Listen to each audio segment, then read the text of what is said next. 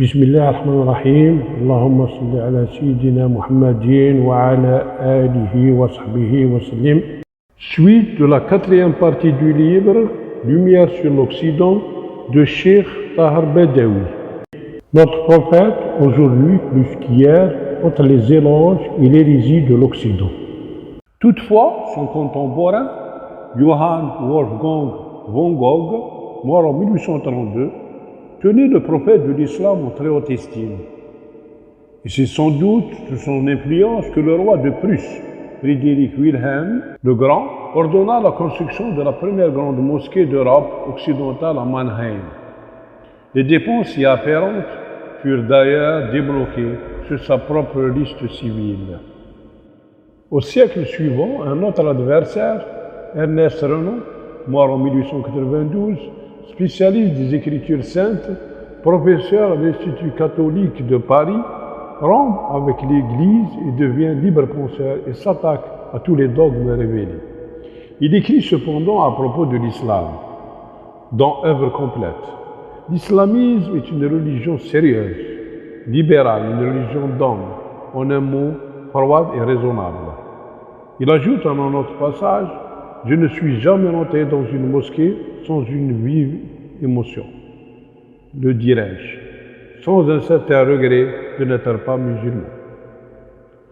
D'autres auteurs du même XIXe siècle devaient, avec moins de réserve systématique, rejeter les délations calomnieuses de l'Église chrétienne et tenir le prophète de l'islam pour un homme exceptionnel, salut divin sur lui.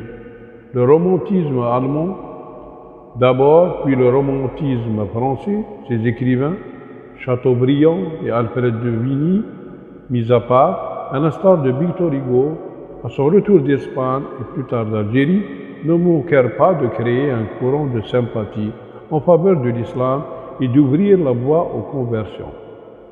La thèse soutenue, avec une insigne mauvaise foi par le clergé chrétien, selon laquelle Mahomet était un imposteur, l'apôtre de l'idolâtrie, et sa religion, celle de la polygamie et de l'esclavage, fut battue peu à peu en brèche, et l'islam fut de moins en moins injurié. Le célèbre Carlyle, historien et critique anglais, mort en 1881, écrit dans Le héros et le culte des héros, Mahomet était sincère. En faire un imposteur est une conception déshonorante. C'est un homme doué d'une personnalité originale, un messager qui nous apporte des nouvelles de l'inconnu, de l'infini. De son côté, le célèbre poète Alphonse de Lamartine, mort en 1869, rend dans Histoire de la Turquie, en ces termes, hommage à Mohammed, salut divin sur lui, et à son apostolat. Jamais un homme ne se proposera volontairement ou involontairement un but plus sublime, puisque ce but était surhumain. Saper les superstitions imposées entre le Créateur et la créature, rendre Dieu à l'homme et l'homme à Dieu, restaurer l'idée rationnelle et sainte de la divinité dans ce chaos de dieux matériels et figurés, idolâtrie. Jamais un homme n'a accompli en moins de temps une si immense et durable révolution dans le monde, puisque moins de 2 siècles après sa prédication, l'islamisme régnait sur les 3 Arabies. Conquérir à l'unité de Dieu, la Perse, le Khorasan et la Transoxiane, l'Inde occidentale, la Syrie, l'Égypte, tout le continent de l'Afrique septentrionale, plusieurs îles de la Méditerranée, l'Espagne et une partie de la Gaule. Si la grandeur du dessein, la petitesse des moyens, l'immensité des résultats sont les 3 mesures du génie de l'homme, qui osera comparer humainement un grand homme de l'histoire moderne à Mahomet. Mahomet fut moins qu'un Dieu, plus qu'un homme, un prophète. Croire en un Dieu unique et tenir le messager de l'islam pour un vrai prophète, c'est une conversion tacite au dogme coranique, car la conversion à l'islam n'a rien d'un sacrement, c'est avant tout un témoignage. On peut donc dire que Lamartine, sans l'avouer publiquement, était musulman.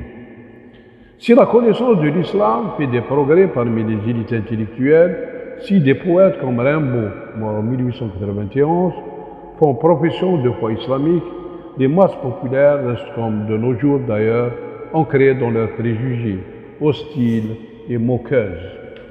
garde ce qu'elle appelle d'un terme dédaigneux mahométisme.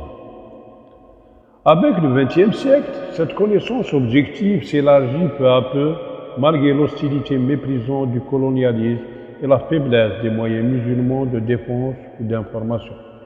En dépit de cela et de plusieurs autres handicaps, l'islam gagne cependant du terrain par lui-même et pour lui-même, car il s'agit d'une révélation révélée, destinée, autant qu'elle achève et complète les précédentes, à orienter l'humanité entière vers le bien-être d'ici-bas et le bonheur dans l'au-delà, et par conséquent sauvegarder contre les éventuelles déviations de quelques renégats, qui apparaissent ça et là de temps à autre par le Seigneur qui, à cet égard, se prononce par le Saint-Coran en ces termes. En vérité, c'est nous qui avons fait descendre le Coran et c'est nous qui en sommes gardiens. Surat Al-Hijr, verset 9. Pour lui éviter également de subir les contrefaçons connues par les autres écritures célestes. Ainsi, l'orientalisme, si hostile à l'islam, rectifie parfois son tir jusqu'à nous offrir sur la scène internationale des militants musulmans de valeur intellectuelle inestimable, dévoués à l'islam, devenus ses chevaliers incontestés, tels par exemple le regretté Morsi Bucaille, qui n'a pas hésité dans ses œuvres et notamment dans son livre Le Coran, la Bible et la science, de montrer l'islam comme une religion qui chante sur tous les toits. Outre le dogme de l'unicité de Dieu, l'intérêt de la science, de la recherche d'une manière générale, et la place privilégiée qu'elle réserve aux scientifiques, sans omettre de souligner avec ardeur qu'il n'y a guère contradiction entre la foi et la science, hérésie dont souffrit déjà l'Église du Moyen-Âge. D'autres orientalistes font preuve de moins de parti pris. C'est ainsi que le Suédois Tor André, professeur à l'université d'Uppsala, a pu écrire dans son livre Mahomet et sa doctrine. L'inspiration de Mahomet était authentique. Il est peu vraisemblable, en effet, qu'un homme puisse gagner la confiance de ses semblables d'une façon, pour ainsi dire, illimitée. Mohammed a compris sa vocation avec le plus grand sérieux. Il a senti son cœur trembler devant le roi. Jugement dernier, il a accompli sa tâche prophétique avec crainte et terreur. Cette affirmation est même plus catégorique chez Francisco Gabrielli, un universitaire italien qui écrit « Quelques points, au moins, peuvent être à présent considérés comme acquis. Avant tout, l'absolue sincérité de Mahomet. » Le regretté savant Godofré de Montbine a par ailleurs écrit en conclusion d'une longue enquête sur le prophète de l'islam intitulée Mahomet. Il a cru à la révélation descendue sur les prophètes d'Israël. Il plaça à leur suite Jésus, qui devenait son prédécesseur, chargé d'annoncer son ultime et décisive mission. La main d'Allah le dirigea dans sa prédication, dans son activité politique, par la fondation d'un État et dans la construction logique de sa réforme sociale.